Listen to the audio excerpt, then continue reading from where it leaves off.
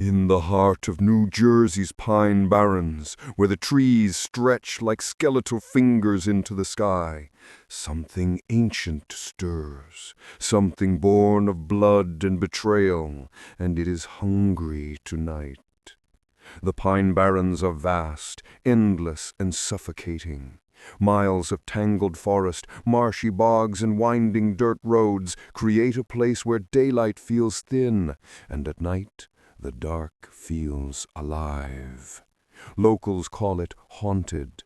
They tell scary legends around campfires, whispering of strange cries in the distance, shadows moving between the trees, and hoof prints that vanish into thin air. And always the name resurfaces: the Jersey Devil. Folklore says it was born in the 1700s when Mother Leeds cursed her 13th child. The baby sprouted wings, a goat's head, and a serpent's tail before flying into the night screaming. Some say it was a myth, a creepy tale passed down to scare children, but others know better. Tonight, a group of 4 friends will learn the truth. The story begins with Mark, Rachel, Daniel, and Claire, college students chasing legends for their paranormal podcast. Their newest episode, Real Horror Stories of the Pines.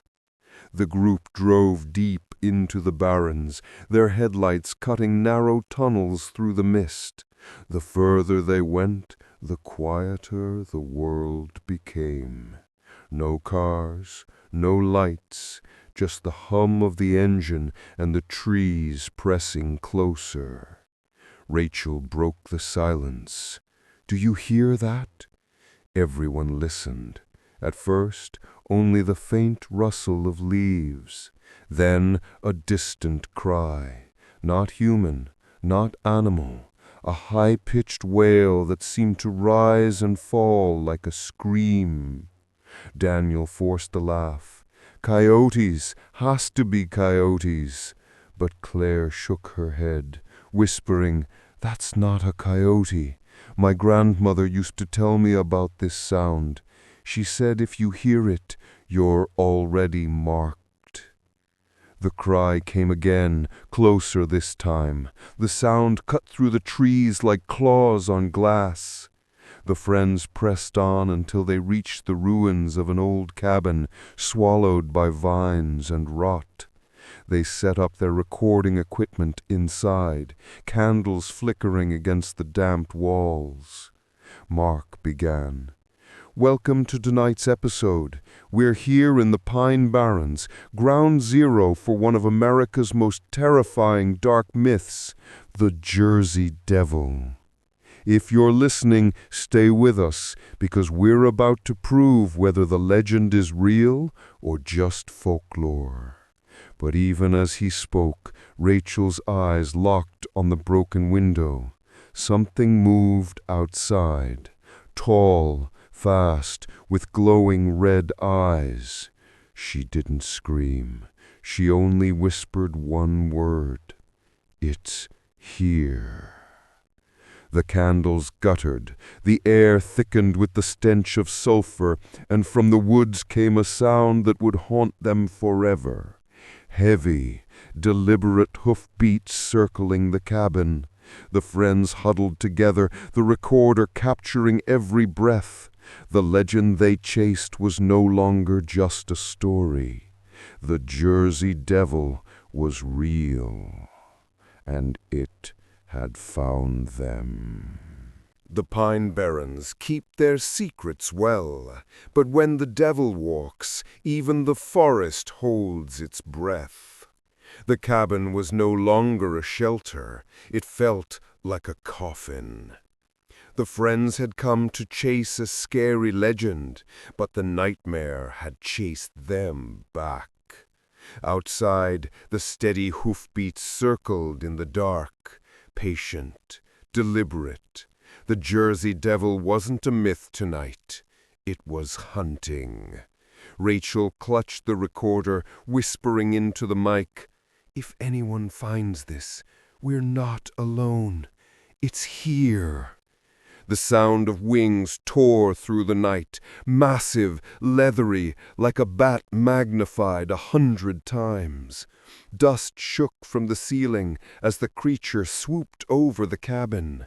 Daniel grabbed a flashlight and pointed it through the broken window. The beam cut into the forest and froze. 2 red eyes burned back at him. The light flickered, and for the briefest second they saw it. Twisted horns, a long snout dripping with saliva, clawed hands gripping the frame of the window before vanishing into shadow. Claire screamed, slamming the shutters closed. "This was a mistake. We never should have come here." Mark's voice was shaky but firm. "No, this is proof. This is real horror. If we survive this, we'll have the only evidence the world has ever seen." But the devil didn't wait. The cabin walls groaned as something massive landed on the roof. The sound of claws scraped against the wood. The friends huddled together, listening as its weight shifted, pacing above them. Then, silence. The quiet was worse than the noise. Rachel whispered, "Where did it go?" A crash shattered the room as one of the shutters ripped clean off the window. A clawed hand darted inside, long and black, snapping through the candlelight. The friends scattered, screaming. Daniel swung a broken chair leg, striking the hand. The creature hissed, a sound like boiling tar, before retreating. For a moment, they thought it was gone. But then the smell hit them. Sulfur, thick and choking. The kind of stench that seeps into your skin. Mark pointed toward the floor. Hoof prints. The hoof prints weren't outside anymore. They were inside, burned deep into the wooden planks, glowing faintly as if branded by fire. The devil was no longer circling. It was already with them.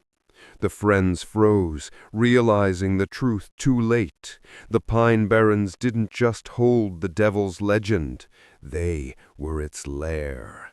And once you stepped inside, there was no leaving. The Jersey Devil was not just a monster. It is a curse. And once its eyes fall on you, your blood becomes part of its story. The cabin felt poisoned. Every breath carried sulfur. Every sound was distorted by the beating of massive wings outside. The friends had crossed the line between folklore and real horror, and the devil would not let them go. But the truth they were about to discover was far worse. The Jersey Devil was no random creature. It was bound to a cursed ritual, one that demanded blood to survive. Mark clutched his recorder like it was a lifeline. His voice shook as he spoke into it. Night 2 in the Pine Barrens. The legend is real. The Jersey Devil exists. God help us. Rachel sat against the wall, trembling. It's not just hunting us. It's marking us. I saw it when the hoof prints burned into the floor.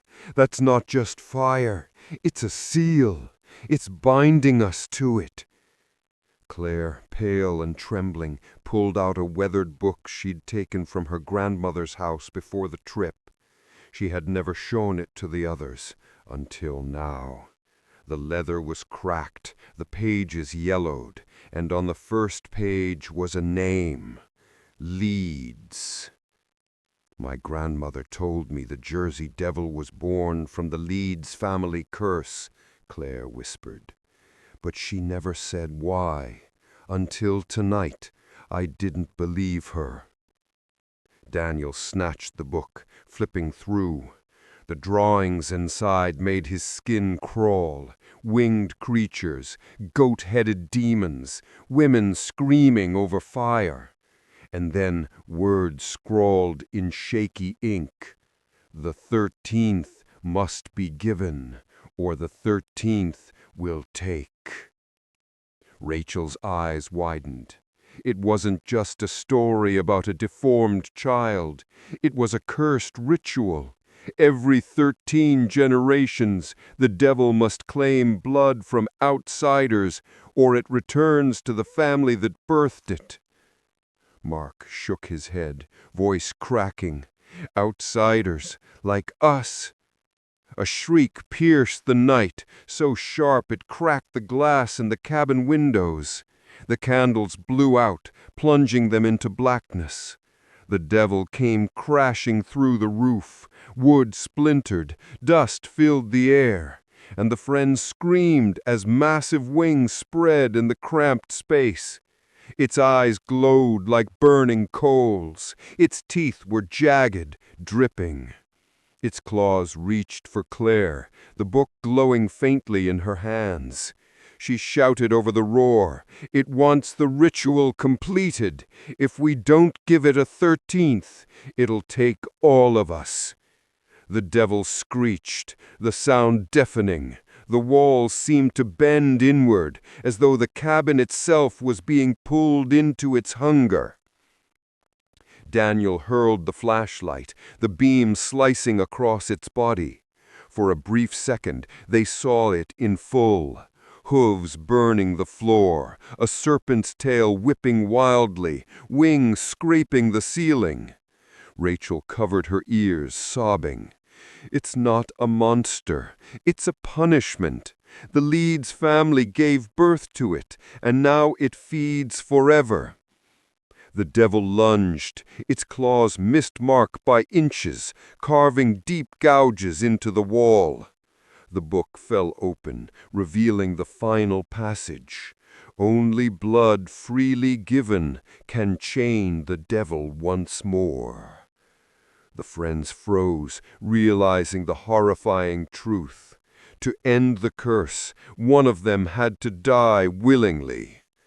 The Jersey Devil screeched, rattling the bones of the forest. The hoof prints on the floor glowed brighter, encircling the friends like a ritual circle. The devil had chosen them. The curse demanded a 13th, and someone would not survive the night. The devil cannot be killed, but it can be chained. And the chain is forged only in blood freely given. The cabin was collapsing. The air was thick with sulfur and ash. The Jersey Devil circled them like a vulture, its wings battering the walls, its claws dragging fire into the wooden floorboards. The book's final words echoed in their minds. Only blood freely given can chain the devil once more. One of them had to make the ultimate choice. Rachel's tears streaked her face. It wants us trapped in this circle. It won't stop until one of us chooses. If no one does, it will take all of us. The devil landed in the center of the room, massive wings folding inward. Its face twisted into something almost human, as if mocking them. Its voice was a guttural rasp, yet clear enough to be understood. The 13th must be given, or the 13th will take. Claire clutched the cursed book, realization burning in her eyes. My family, the Leeds bloodline. It was my ancestor who gave birth to it. I should be the one. Mark shook his head violently. No! You're the one who knows the lore. Without you, we're helpless. If anyone, it should be me. The devil stomped one hoof, and the circle of fire tightened around them. The sulphurous heat seared their skin. Daniel whispered, broken, "Maybe that's the curse. It forces you to choose who dies." The devil's laugh shook the walls. Rachel suddenly stepped forward. Her voice was steady, though her hands trembled. I came here chasing a scary legend, wanting to capture a real horror. I wanted fame. But this isn't just folklore. This is blood. If someone has to be the 13th, it's me. The other shouted, tried to pull her back, but it was too late.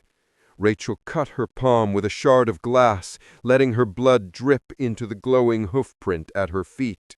The reaction was instant.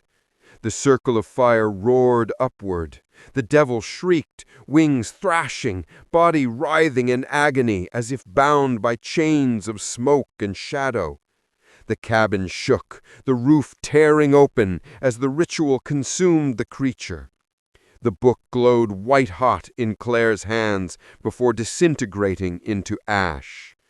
The devil's final roar split the night. The curse will return. And then silence. The fire died. The hoofprints faded. Rachel's body lay motionless on the floor, her sacrifice sealing the devil's prison. When dawn broke, the pine barrens were eerily quiet. No wings, no sulfur. Only 3 friends staggered out of the ruins, hollow with grief, but alive. The Jersey Devil was chained once more. The Leeds curse had been fed. But in the ashes of the cabin, buried beneath burned timber, a single hoofprint still glowed faintly, waiting. The legend would never truly die. The devil may be chained tonight, but shadows like these never rest. If you dare step deeper into the darkness, make sure you subscribe to this channel, like this video, and in the comments tell us which cursed story you want us to awaken next. Because, remember, legends are always watching.